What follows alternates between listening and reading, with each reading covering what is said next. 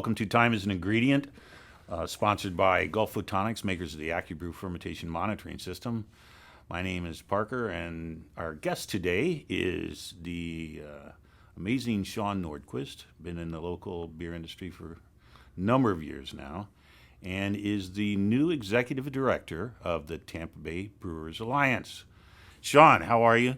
Nice to see you again. Let's tell everybody, what is the Tampa Bay Brewers Alliance? First, I'm glad to be back. Great to see you. So the Tampa Bay Brewers Alliance is a local nonprofit that is really focused on the brewing community of the Tampa Bay, greater Tampa Bay region. Really looking at ways to promote the craft beer industry and the people that are in it. Obviously, there's a lot of stuff nationally and statewide of things that we need to change in the industry, but this is really focused on what we can do today, tomorrow, and the following months to keep our industry moving forward, to continue creating a space where they can thrive and they can grow, as well as cultivating that culture that's within the craft beer community. One of the things that I think about a lot is back, in the late 20. I don't know, how do we refer to that in like 2008, 2009? But when craft beer was really starting to just take a foothold in Florida. Yeah, when CCB started. When Cigar City before and after CC. Yeah, and that really that sparked something, and of course they were very instrumental in getting local laws changed and all that kind of stuff. But also it really began that the culture and the community that has now become such a massive thing. I think in a lot of ways we've grown so much and so fast that I think we've lost a little bit of that. Everybody knows each other. Everybody is always visiting everybody. And of course, when you've got over 100 breweries in the greater Tampa Bay area, obviously some of that is going to happen. Not everybody can go everywhere all the time. But I think bringing back some of that, of the camaraderie, I know some people are saying, well, at this day and age, we're all in competition now. But I think it's still about the community. It's still about the people that are involved. It's about the creativity. It's about the partnerships that we've created with each other. And so there are ways to enrich that and bring that back together. And so the Alliance is in a position to do that in a number of ways. We're not up there in Tallahassee doing legislative stuff, but we are in a position to support breweries in ways that they need it immediately. And so that when I became a free agent, they reached out to me and said, we need somebody that's willing to take the reins on this and really run with it. Right. Somebody who knows the community, who knows the industry, and is passionate about it. Would you be interested? And I said, yeah, sure, I can do that. Sure. Along with having a partnership and an alliance with Tampa Bay Beer Week, which I was one of the founders of, which I still hold near and dear to my heart. It's been over a decade since we started that up, and Beer Week is really the consumer-facing, the public-facing side of things, where we're getting all those people that aren't in the industry excited about what we're doing and about the products and about the local breweries, the local craft beer bars, that really showcase the talent and quality of what's being produced here locally. Yeah. For those who most people probably know, but Tampa Bay Beer Week is first week of March or something. First week of March. Yep. Yeah, it's an amazing 8 days actually. Of 9 if you're a professional. If you carry it all the way to the bitter end at Seventh Sun, often, I think don't they have the? That was. I mean, didn't they used to do like it was the Hunapoo's Hangover Day. Yes, that was in the pre-COVID days. It really started the first Friday of March and ended on the second Sunday of March, and Right. Italy was just a Yeah. nonstop event. Pretty wonderful. It's an amazing week, and it's an amazing organization. So,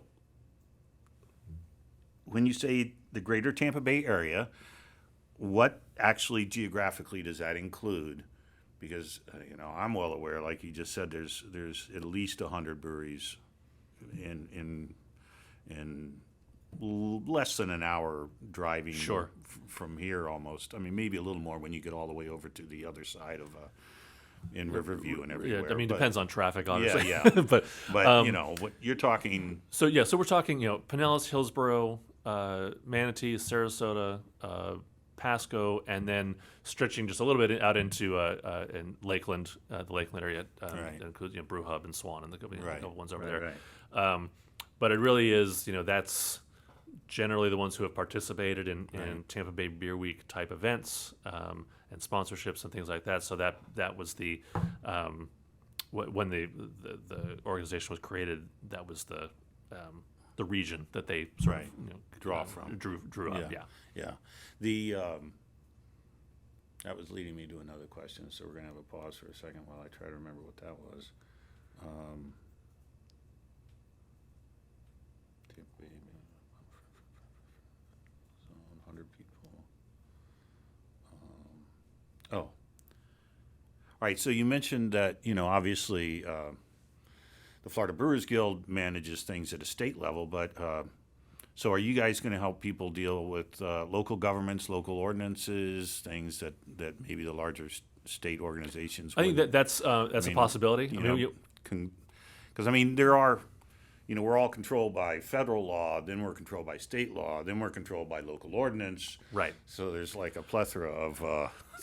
Yeah, I think there's an knocking on the door. opportunity Right. for that, and that would probably be handled on a case by case basis. I think Sure. right now there aren't any like widespread issues in Pinellas that everybody is facing, or Right. or Hillsborough or whatever it might be. Right.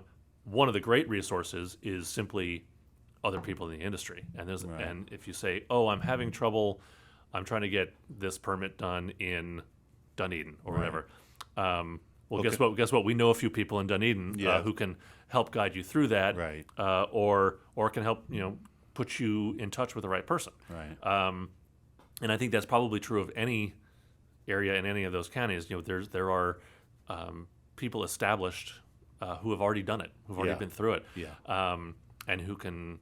And that, again, it comes back to that idea of community and sharing those kind of ideas and resources, where you don't have to go it alone. Right. You're not fighting this fight on your own, and that extends into everything from things like ordinances but also like, hey, I've got a plumbing issue or an electrical issue. Who do you use? Right. And creating a sort of a clearinghouse of information and local businesses who other breweries recommend. Right. We can have that Angie's List kind Yeah. of idea where for breweries. but for brewers. Yeah. Cideries and meters. Cideries and meters, and actually, Right. and also Right. distilleries, where Yeah, right. because that's really a growing Yeah. part of the larger adult beverage market. Yeah. And more and more breweries are actually dipping their toe in or embracing full-hearted distilling. Because there are, there are things that are unique to our industry when you are looking at electrical work or you're Sure. looking at plumbing work. It's not all of it's completely unique, but there are things that are. It'd be better to have somebody that's already worked in other absolutely. breweries and kind of knows how we, what our requirements are. So how do people become a member? And So we're in the process right now of building the framework for our partnership, and as we work on the other parts, we do know right off the bat, breweries within the region will have their membership, their partnership, free for the first year. okay, Because we want everybody to be a partner, and we want to prove the concept and prove that the value is there. Then when the end of that year is up, there will be some marginal dues, that will help us, with obviously revenue and supporting the initiatives that we have forward. We will have an opportunity for anyone who wants to be a founding member to pay during that first year and have their name forever enshrined on the founders, on the founders list. All that is, that's one of the reasons I was brought in was to build that and create that. So that is close to being complete. Should be done soon. We will then also have opportunities for if there are breweries who are outside the Tampa Bay region or even outside of the state who do business in the Tampa Bay area. Sierra Nevada, if you want to come and be a member, absolutely. Right. We'd love to have you. So headquartered in or distributed within that region that you've defined. Yeah. So those breweries, meaderies, cideries, distilleries from outside the region will have dues as well, and then we'll have our allied trade partners, and that is any business that works with our industry. Talking about electrical and plumbing, but also talking about even distributers or retailers or places like that who T-shirts. Everything. I mean, anything. Yeah. If you do something with musicians, sure, absolutely. Right. Insurance agents. I mean, you name it. Yeah. If you do work with our industry, you are welcome to be an allied trade partner. Right. And there'll be opportunities for advertising, for sponsorship, for exhibiting, all that kind of stuff at our events. So it'll be obviously very locally focused. The events will be local. And the idea is to do something special on a pretty regular basis, working with Tampa Bay Beer Week and the Tampa Bay Ale Trail to continue to promote and grow the industry in the Tampa Bay area. Right. What are some of the opportunities or features or I don't know benefits that you're going forward looking to do? I mean, so two of the big ones that I was tasked with right off the bat. One is with a partnership with USF St. Pete, the Brewing Arts Program. They for a number of years now they've got a program that when they're done with the course component, they often will do an internship. Those internships. Sometimes they're unpaid. Sometimes if they are paid, it's paid by a brewery. But it always becomes a question of like, all right, well, who's going to pay for it? The program doesn't have money to pay them. The other issue is the workman's comp insurance. And breweries, especially smaller ones, are real hesitant to take on another expense. For somebody who's not going to be there. Yeah, and especially somebody who's maybe not been in a brewery. Exactly. Somebody who doesn't know how to watch where they step. Right. Yeah. So one of the things we've put into place or are working on putting into place is we will be able to fund a certain number of internship hours for these interns, as well as covering the workman's comp. That's awesome. for the brewery. So the brewery doesn't have any real risk involved as far as the insurance goes. The intern applicants will be screened and they'll have to fill out an application and do an interview, but by the program, and then technically they would be an employee of the Alliance that we are then, I guess, technically leasing out to these free, to these breweries. Right. The program is determining the number of hours and the pay rate, but we will be the source of funding and support for that. So it's an opportunity for that next wave of brewery workers to get the education that they need, and then to get some actual hands-on experience with real live breweries in the Tampa Bay area. So that's the idea is that's a win for everybody. Sure. Then the other one of the other initiatives is what we're calling the Brewers Relief Fund, and a lot of people will remember in the early days of the COVID shutdown, a number of the organizations got together and had some T-shirts made up, and all the proceeds from those T-shirts went into a fund that we then distributed to mostly front of house workers, bartenders, bar managers, servers, that sort of thing, who, when everything was shut down, they had no source of income. They were completely shut off and couldn't work anywhere. They couldn't even, I'll go work somewhere else because nobody was open. So we actually went around and gave out checks to people.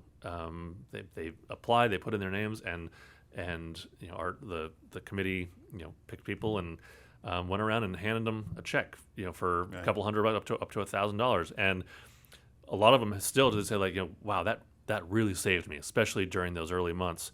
That paid for that was a car payment, or that was my groceries for the month, or whatever it might be.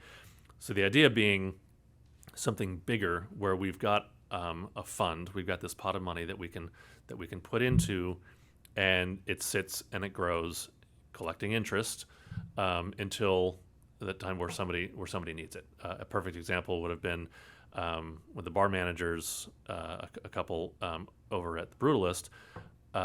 Their apartment burnt down. Yeah. They lost everything. Yeah.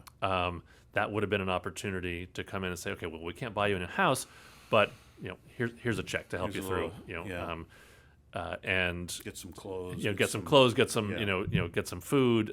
Maybe a couple nights in a hotel. I mean, something. Just something to help people. To support it. So if we had a fund set aside for that, I think we could really help out a lot of people. And it could be, someone's been in a bad car accident, or somebody's got medical. I mean, the opportunities for that are really wide open. Oh, yeah. And so if the Alliance being able to support the people who work in our industry who need it the most is really what. And there's hundreds of people in our area in this industry. Absolutely. I mean, you extrapolate out the 100 breweries, and it's a lot of people. It's a lot of people.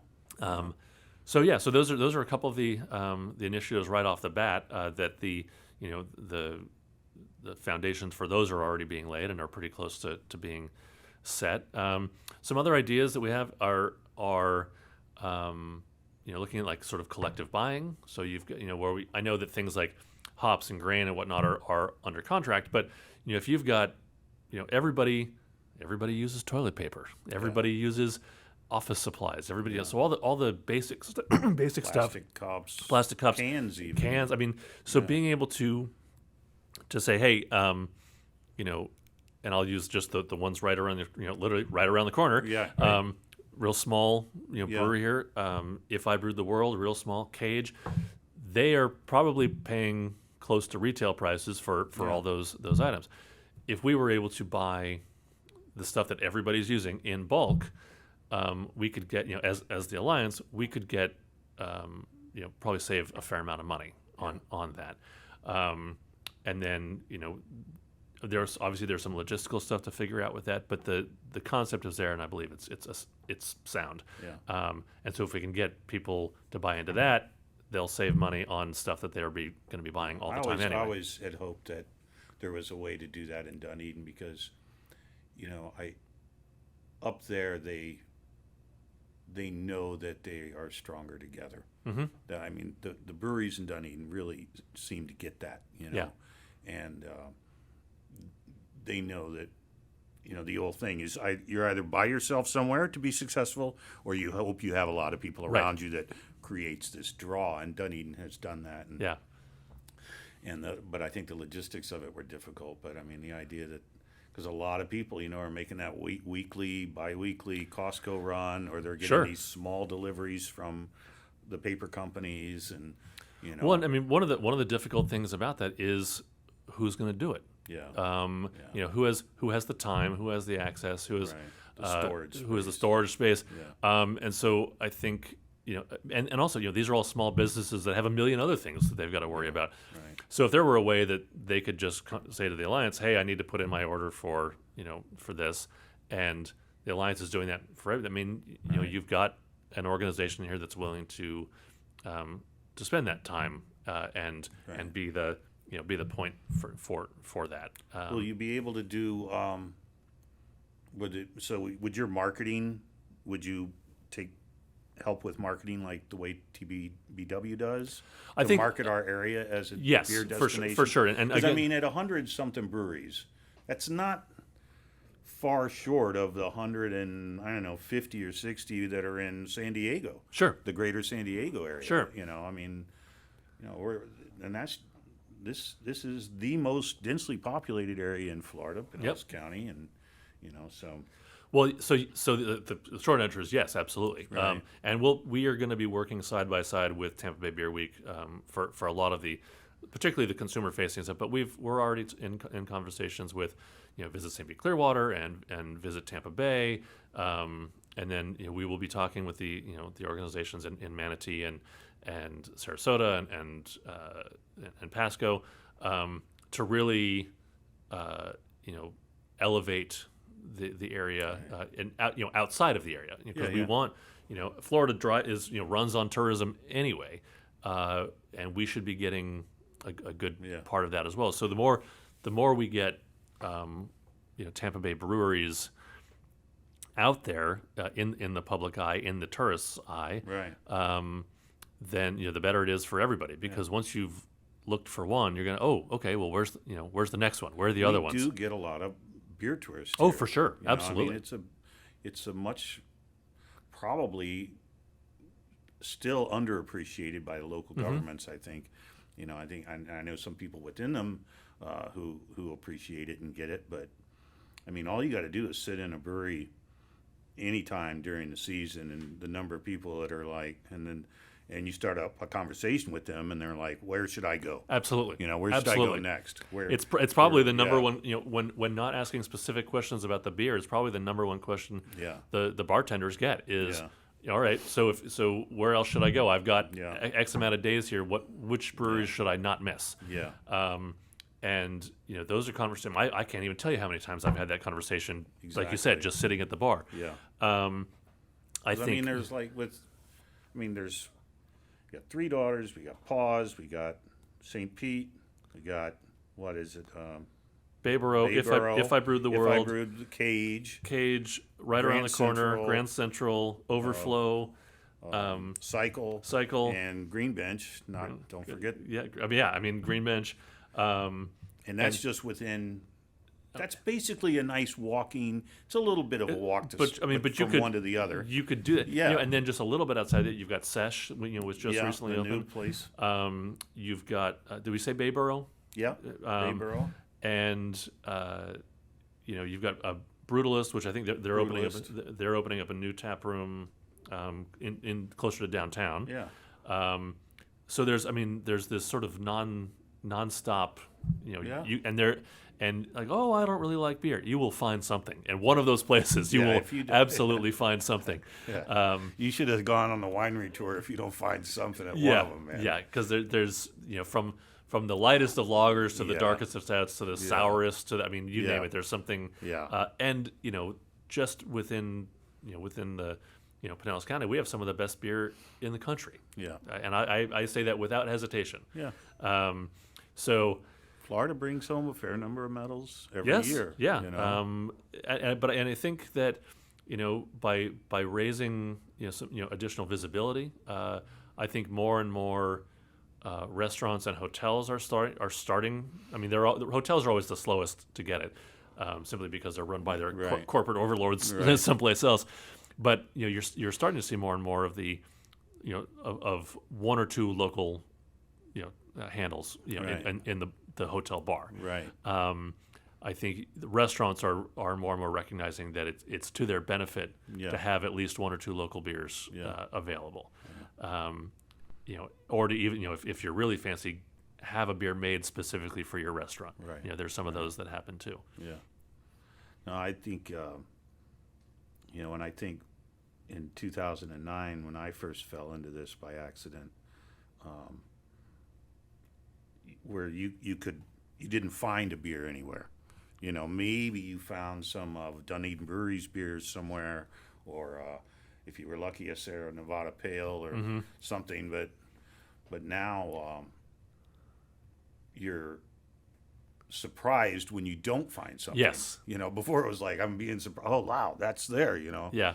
And then now it's like when you go somewhere and you don't, all you see is macro beers, or you're just like, wow, that's are you really part of this? You know, do you know what's going on in your neighborhood here? And now you know? what I find funny is looking back, compared to now, if I go into a restaurant and all they've got is High Life and and like 4 or 5 other ones, like, Right. oh yeah, but I've had all of those. Yeah, Like, I mean, yeah. how spoiled are we Yeah, now that yeah. Exactly. High Life is still probably the best selling craft beer in Florida. Yeah. It's and it's such a great beer, but it's like, oh, all they've got is they've got High Life and they've got Beach Blonde and they've got Night Reef Swim, Donkey. Reef Donkey. It's Yeah. like, and I love all of those Yeah. beers, and then I'm like, but Postcard. that postcard. Like, you just start Yeah. rattling off all these Yeah. great, Boom, all these boom, great boom. beers. It's like, oh, that's all you have. Yeah. Yeah. So we have Yeah. gotten a little spoiled Yeah. over the past decade. I love it. I'm always, when you go somewhere and I always call it the 3D pressure rule.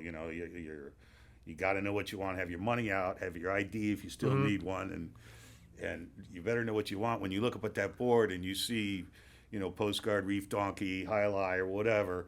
You can just grab any one of Yes. them. They're all going to be delicious. They're all going to be fresh. Yep. And then you can take some time to figure out your next step. That's right. But there's And a lot of the great first beer one in always goes down pretty fast Yeah, anyway. So yeah.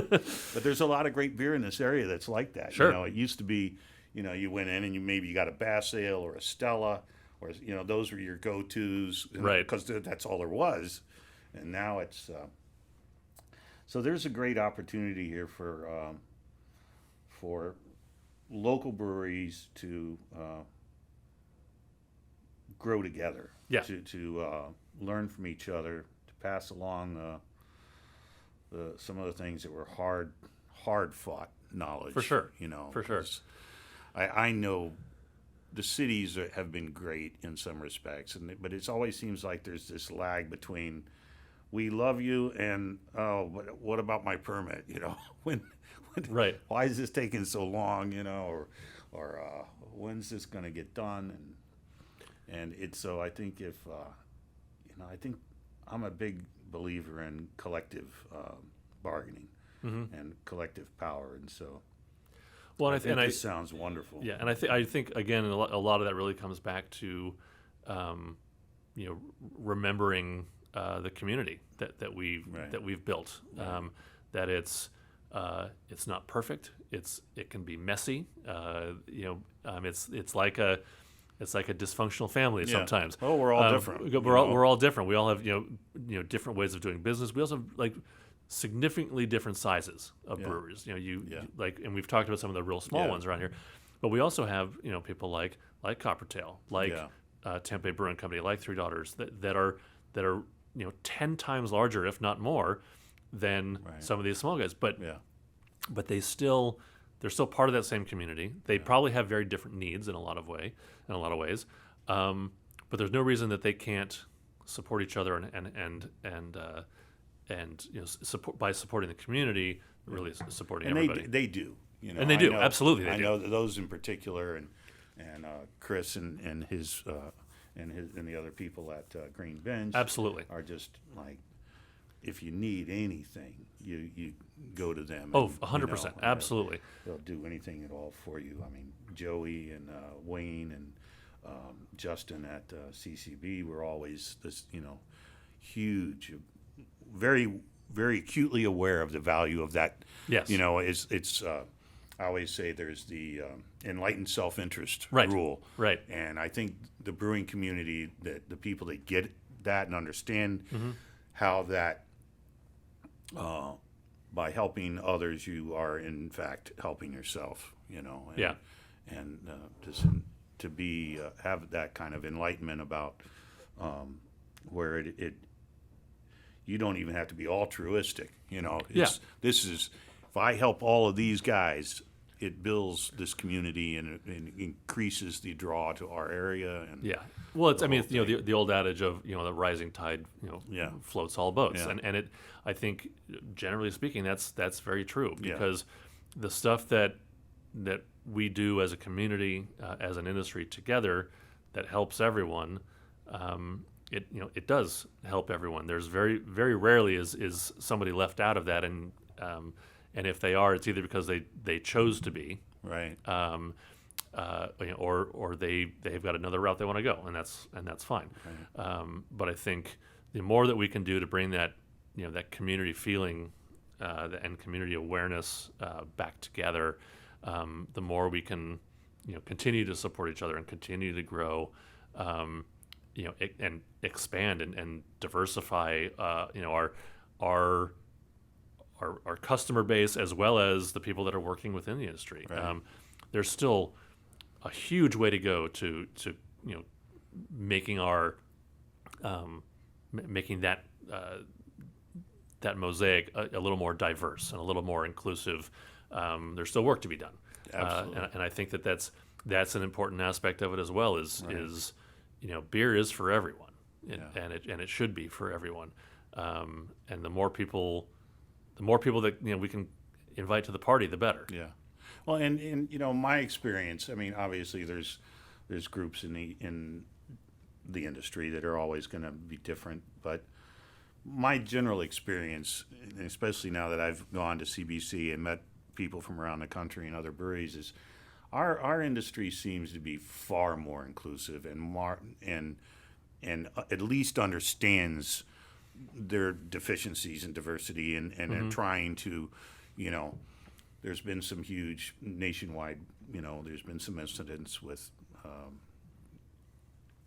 harassment and different things over the years, but generally speaking, this industry is way ahead, I think, when I think of other industries that won't even talk about these issues, and they're afraid to talk about those issues when, Yeah, and I think that's in a lot of ways that's true. I think, but also being such a young, and we talk about our industry as a whole, but also specifically in Florida. Florida is Florida, Yeah. and Florida is an incredibly diverse place by any metric. Yeah. I mean, whatever you Yeah. want to look at it demographically, we're across the board, and there's really no rhyme or reason to any of it. There are a lot of behaviors that were acceptable for a long time, or that were that we don't accept anymore. Right. But not everybody is caught up to that yet. Right. And so our job as leaders and people in the industry is to call them out when we see them, and also be an example, and to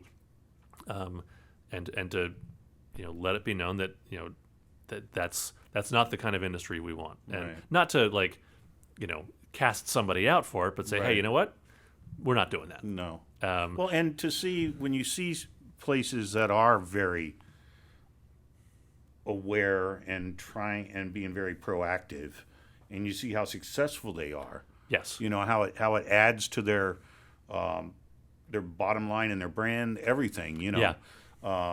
You would hope that others who may have been too deeply focused on the nuts and bolts of just trying to stay alive, would see the value in that to their business. Yeah. And I know that this there are the times we live in. It becomes people get a little spooked by talking about diversity, equity, and inclusion. Yeah.